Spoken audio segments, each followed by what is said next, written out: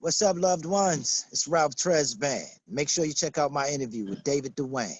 What's going on, everybody? Thank you for tuning back into On Air with your one and only rock star on the mic, David Duane, in the place to be right here and right now. We've got our man, the legendary Ralph Tresvant, on with us from New Edition. He's got this brand new single called All Mine with Johnny Gill. Fourth album getting ready to release, top of 2021. He's joined with us. What's going on, Ralph? I'm chilling, man. Been looking forward to this one, Duane. Listen, I've been looking forward to this interview like all week. So thank you so much for taking time out because I know you've been very busy getting this fourth album together during these Yeah, times.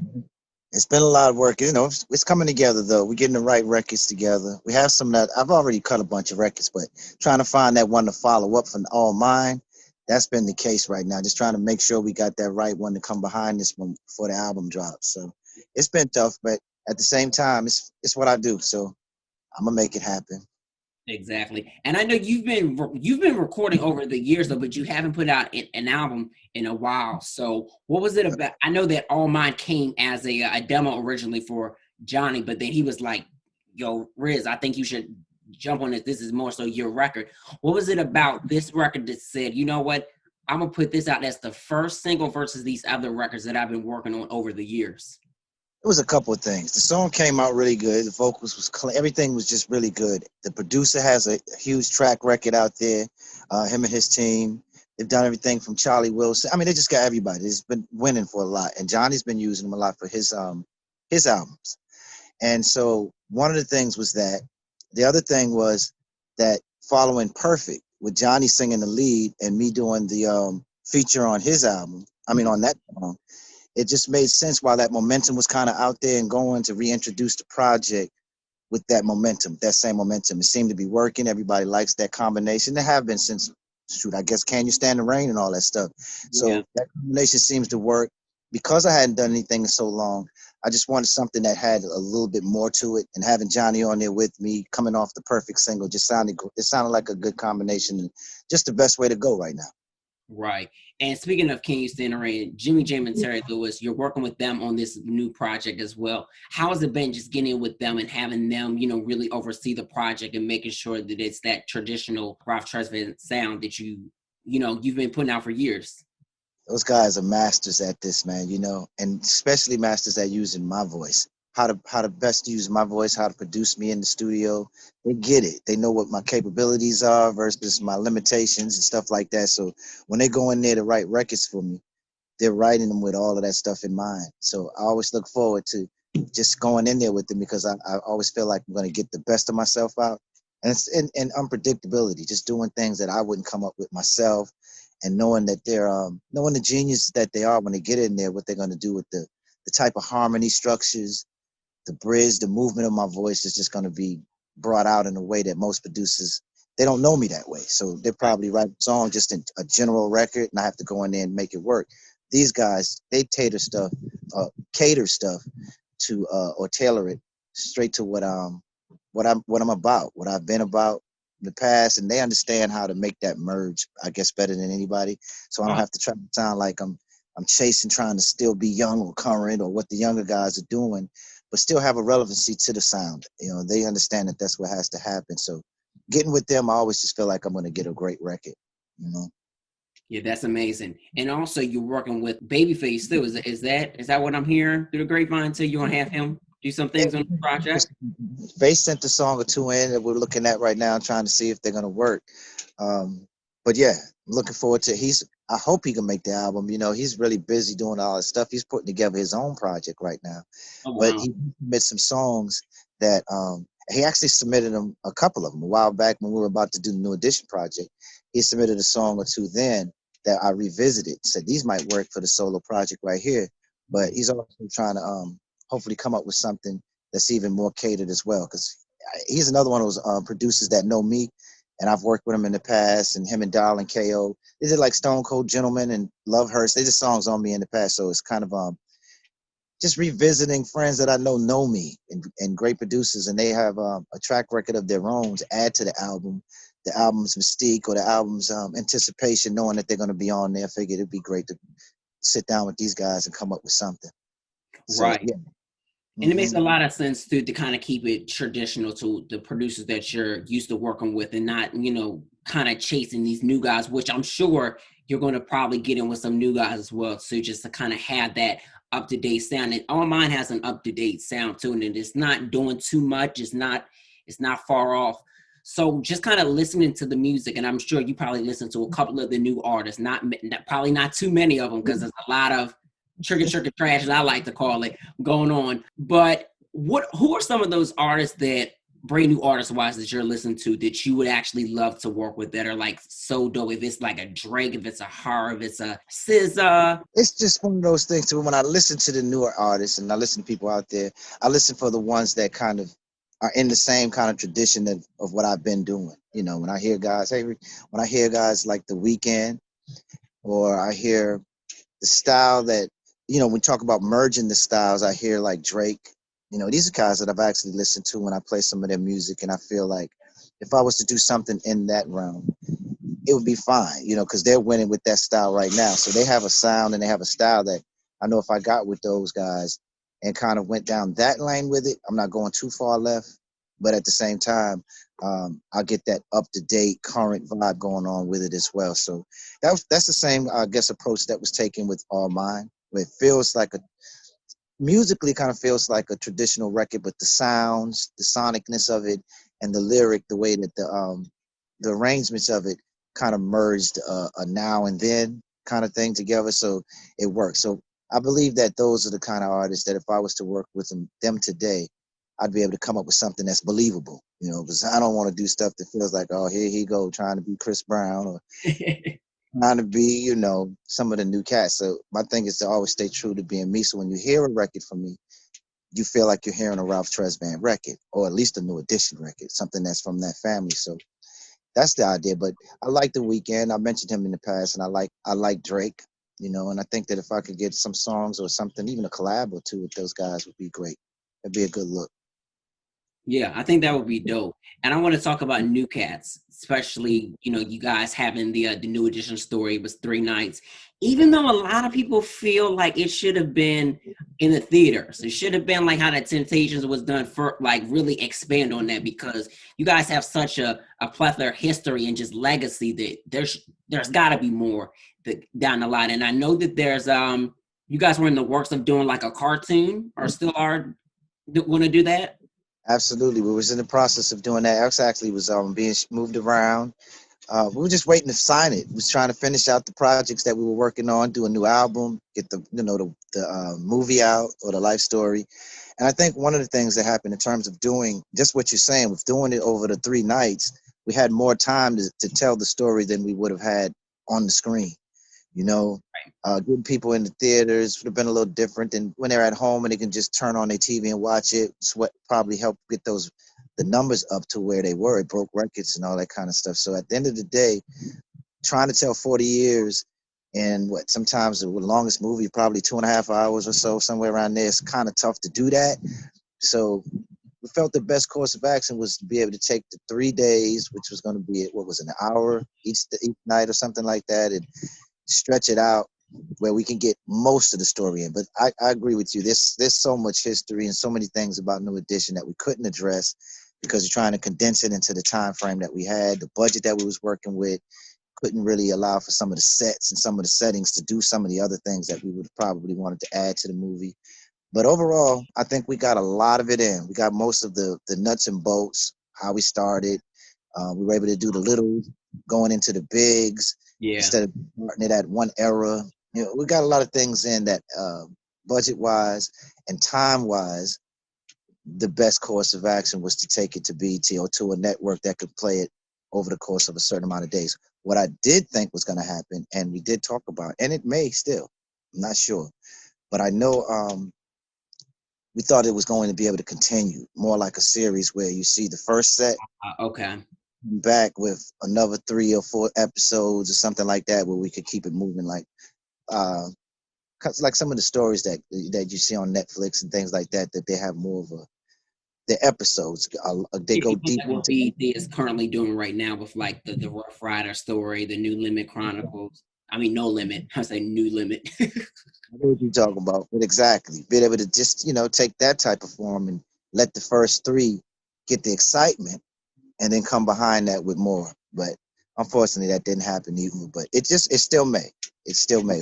I can't say that it won't, but we're still adding to the history. We're still adding to the legacy. So hopefully, there's some of the stuff we couldn't address, and some of the new things that we're getting into, we'll be able to continue it. Because the ride is still going. It's not Yeah. over yet. A lot of the stories, the members were gone, and there wasn't anything new being done with a lot of these stories to continue it with. But fortunately, we still have time to do some more things and probably come back and tell the rest of the story. Right.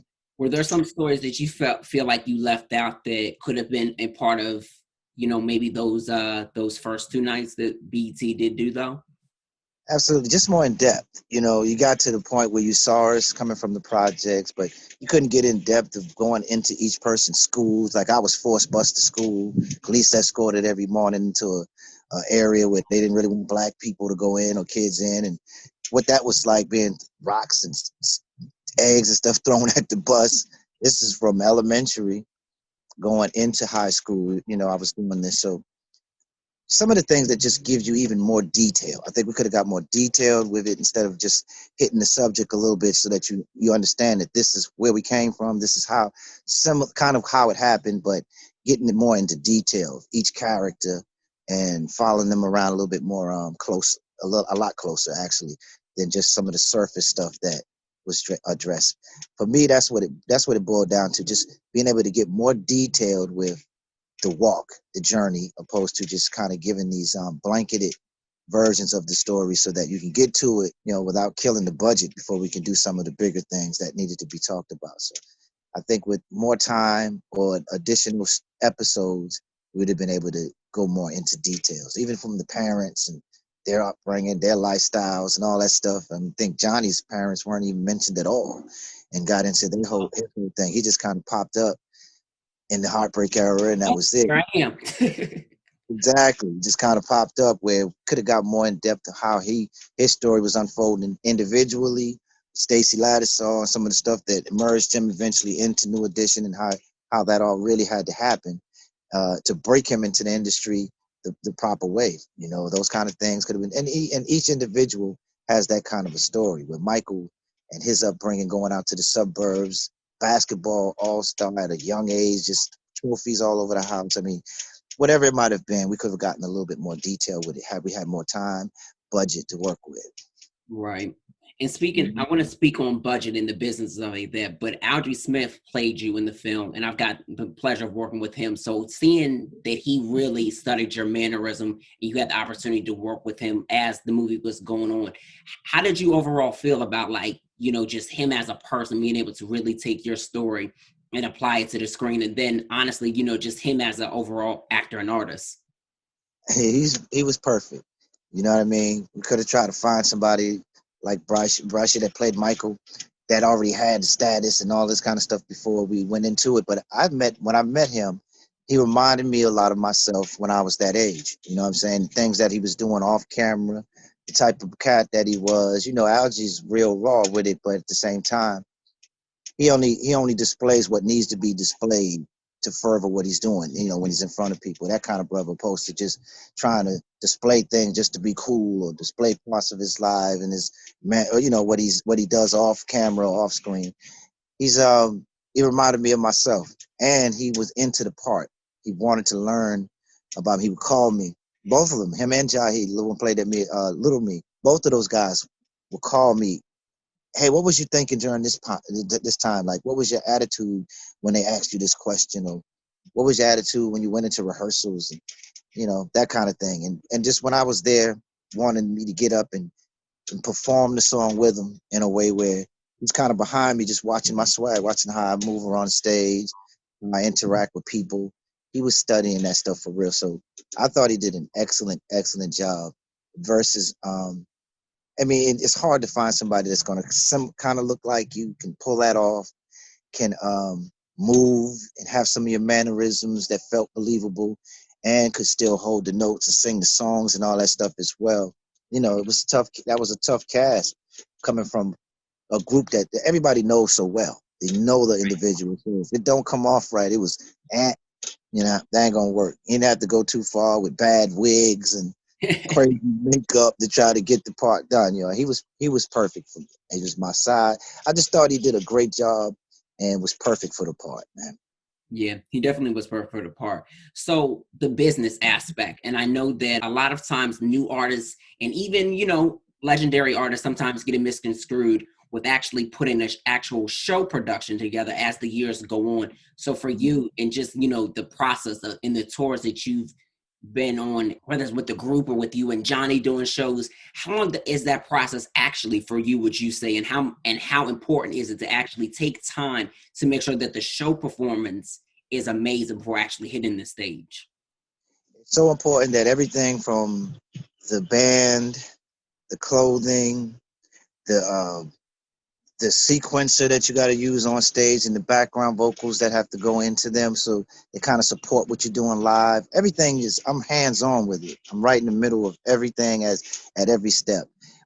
It's always just been important to me to make sure that that part of what I do, and even with New Edition, that part of what we do is as flawless as we can get it. It's just been a major staple in terms of why we do this. We was doing that before we had records. We wanted to impress the girls around the way, whether we was at a block party or a talent show. It was important to hear that reaction and get that right response from when you walked on the stage and what you was wearing, what you had on, to how it sounded.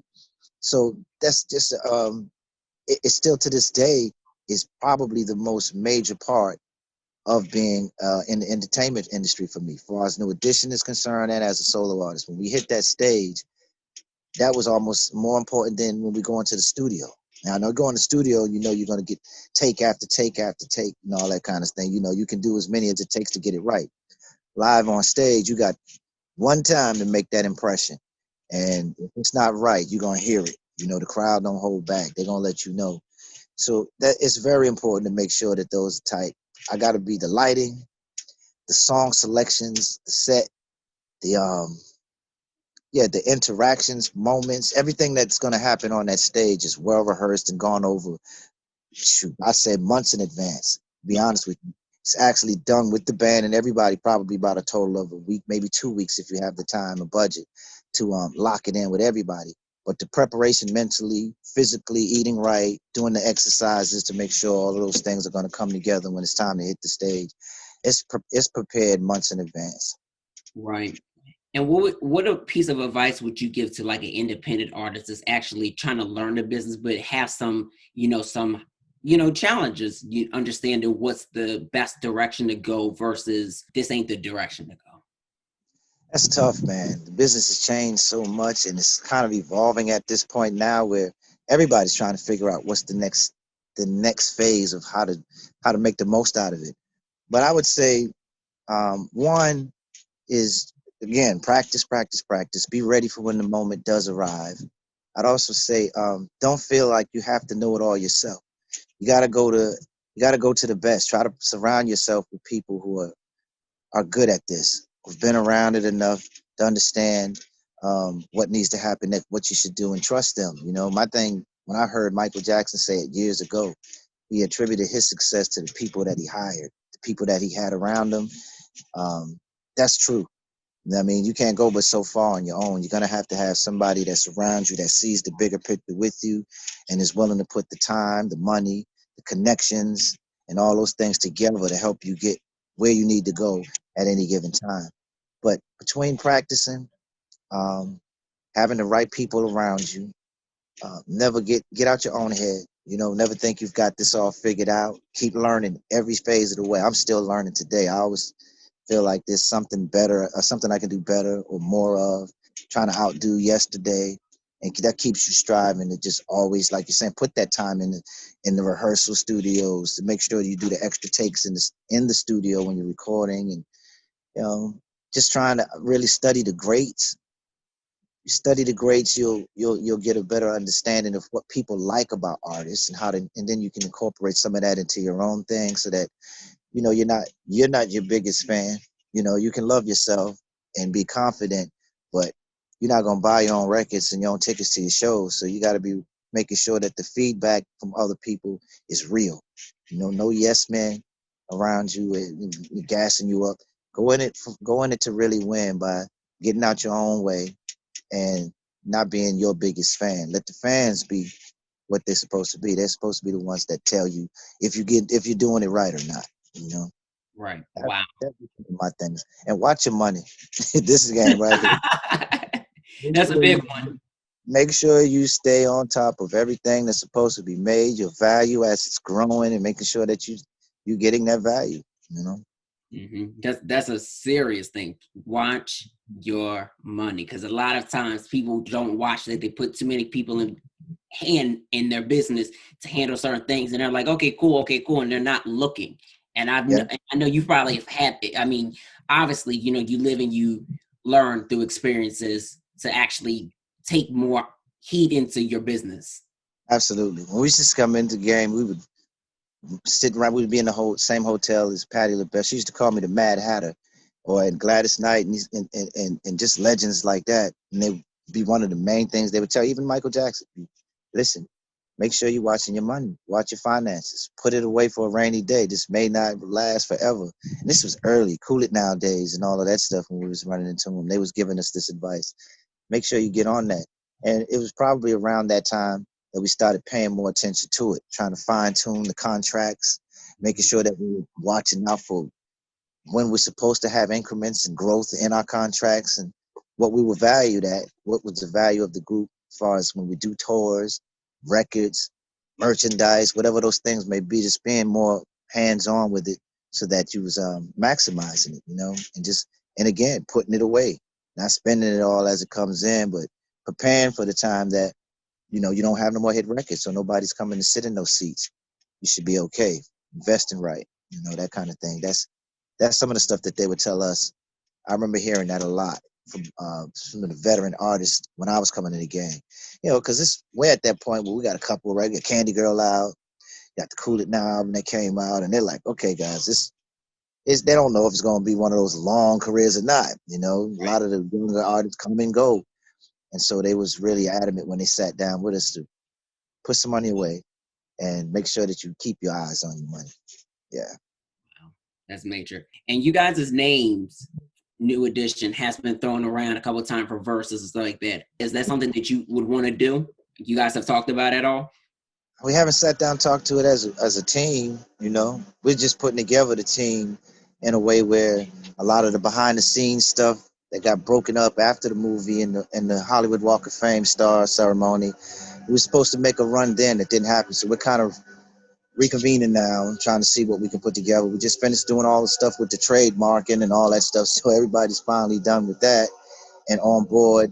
So we'll see where it goes. What I've heard about it, it's like it's fun. When I saw Snoop and DMX, that's the first time I said, okay, that's from that aspect, it looks good. It's just two worlds coming together, two great legends in what they do, coming together and displaying what they've put out throughout the years. I thought from that perspective, more than a versus, it was just them in there having a ball with each other, and that's the first time I got into it.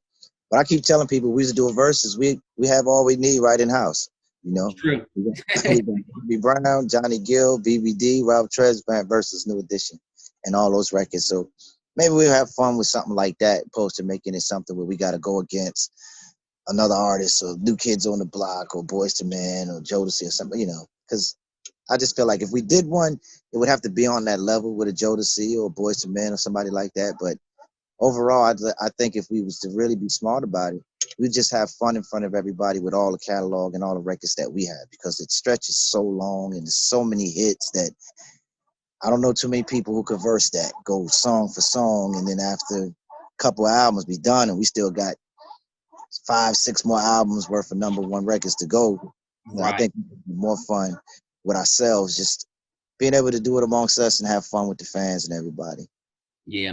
I think everybody would be here for it, especially with y'all in the catalog individually with the different subdivisions of groups and stuff like that. I think the culture wants to see that. So somewhere, Swiss, Tim, if you're watching, let's make this happen. So my last question that I like to ask all my guests is, and it can be either two or three or four, but I like to say, What are some things that exemplify you as an artist and as a man? Wow. It changes so much over the years, man. Back in the days, I would have probably said something about just being able to come out to projects and be an example for, other people and other artists who want to try to get out of them predicaments. I was a good blueprint for a lot of that stuff. But there's so many artists that were that. Most artists that you hear from a lot of the Motown artists, they were very hard and humble times that they all came out of. And so overall, I think at this point, as a man, it's just being passionate about my family and my personal life and as a artist, just representing love, man. Like 90 something percent of the records that I've sang about throughout my years has been about love and spreading that kind of energy, keeping that frequency, keeping that going out there. Um, when I could have changed up and I could have did some of the bumping grinds or some, and I have had records that like Sexo that I'll engage in that. But for the most part, it's love, man. Connecting and bonding, that kind of message out there. That's what I overall think I stand for as an artist. It's just making sure that that people can feel the love for each other, for what I do, for themselves, falling in love, falling out of love, and making love work. Telling the truth about love, man. I think that that's been one of the things that, as I look back, I spoke about the most.